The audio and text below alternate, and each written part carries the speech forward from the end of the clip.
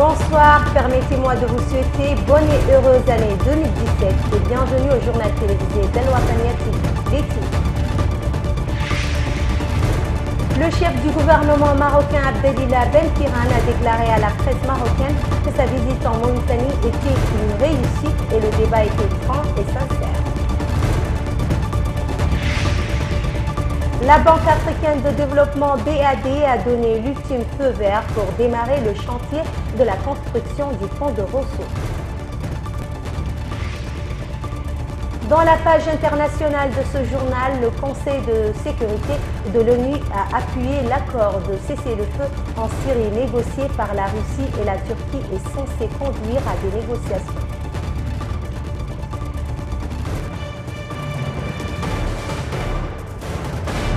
Volume.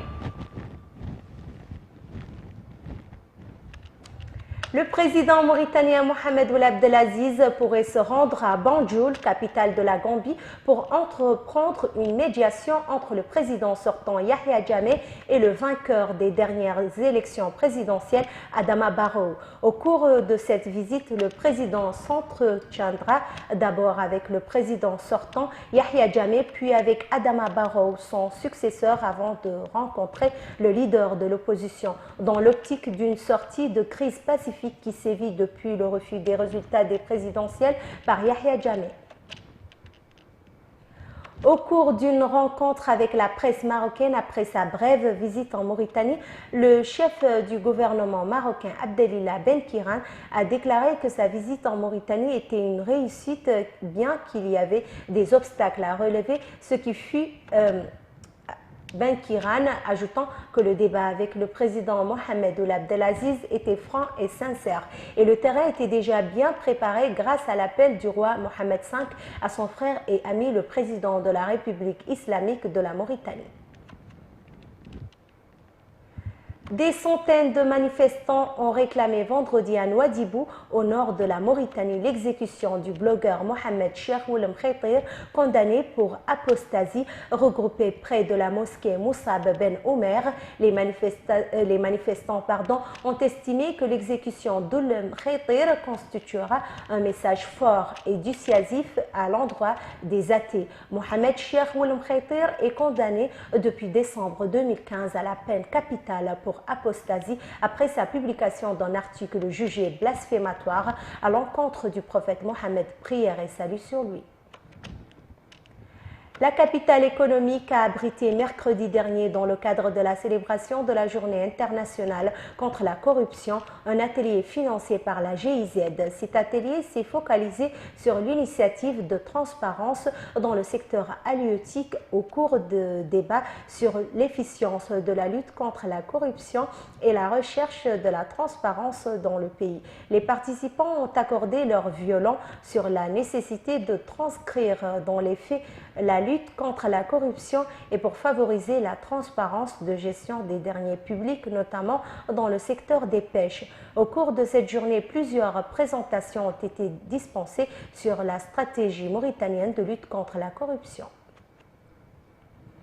La construction du pont de Rosso va débuter bientôt car la Banque africaine de développement BAD vient de donner l'ultime feu vert pour démarrer le chantier de ce chaînon manquant du corridor transafricain. Les camions et les voitures gagneront 2 bonnes heures de transport entre Nouakchott et la capitale sénégalaise d'ici à 2020-2021. C'est un projet qui a plus de 50 ans d'âge et que tous les Africains sont censés appeler de leur vue, tant le bon vieux bac de Rosso constituait un goulot d'étranglement pour les transports locaux et internationaux. Les blocages venaient surtout de la Mauritanie, dont la société des bacs tirait d'appréciables ressources de la navette fluviale. Il s'agira d'un pont de 1,461 mètres de longueur et de 55 mètres de largeur qui, avec ses voies d'accès créées ou rénovées sur 8 km, coûtera près de 87,5 millions d'euros. Financé comme suit, la BAD apportera 41 millions d'euros sous forme de dons et de prêts. La BI prêtera 22 millions, l'Union européenne donnera 20 millions et les deux États apporteront le complément, soit près de 4,5 millions d'euros. Le dernier rapport 2016 du magazine spécialisé Forbes vient de classer la Mauritanie à la 125e place sur 139. La Mauritanie est classée derrière la Tunisie 87e et le Maroc 51e. Mais elle devance l'Algérie 130e dont l'environnement économique semble très dégradé, selon Forbes. Le Conseil de sécurité des Nations Unies a adopté à l'unanimité aujourd'hui une résolution soutenant l'initiative russo-turque pour un cessez-le-feu et des négociations en Syrie, mais sans en entériner les modalités. Ce texte de compromis adopté à l'issue de consultations à huis clos indique que le Conseil accueille avec satisfaction et soutient les efforts de paix de Moscou et d'Ankara et qu'il prend note de l'accord qu'ils ont conclu le 29 décembre. Cet accord a permis samedi une deuxième journée de calme en Syrie malgré quelques violations du cessez-le-feu dont sont exclus les groupes djihadistes État islamique EI et Fatah el-Sham. Suite de l'actualité internationale en bref et en images avec Sid Ahmed Bililatou.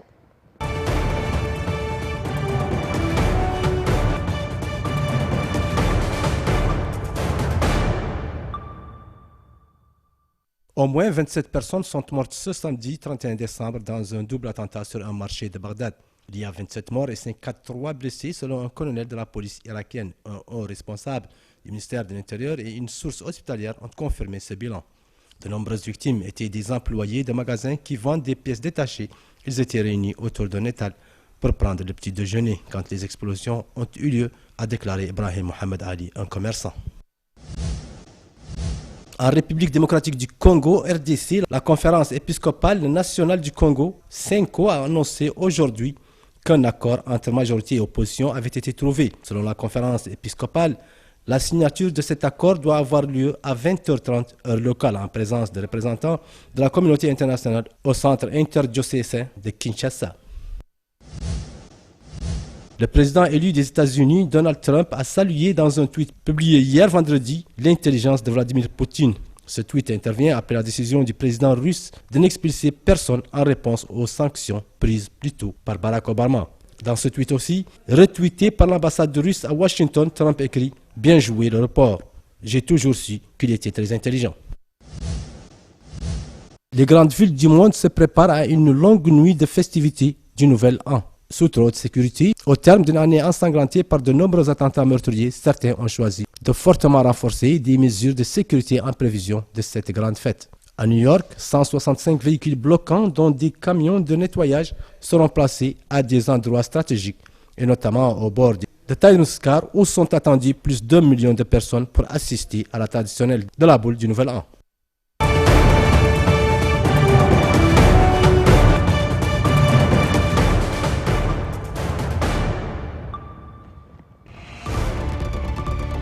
Ainsi s'achève ce journal. Merci de l'avoir suivi. Avant de nous quitter, le rappel des titres.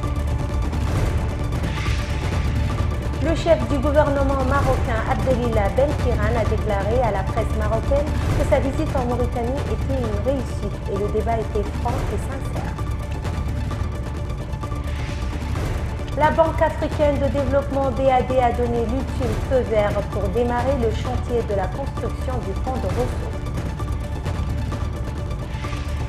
Dans la page internationale de ce journal, le Conseil de sécurité de l'ONU a appuyé l'accord de cessez-le-feu en Syrie négocié par la Russie et la Turquie est censé conduire à des négociations.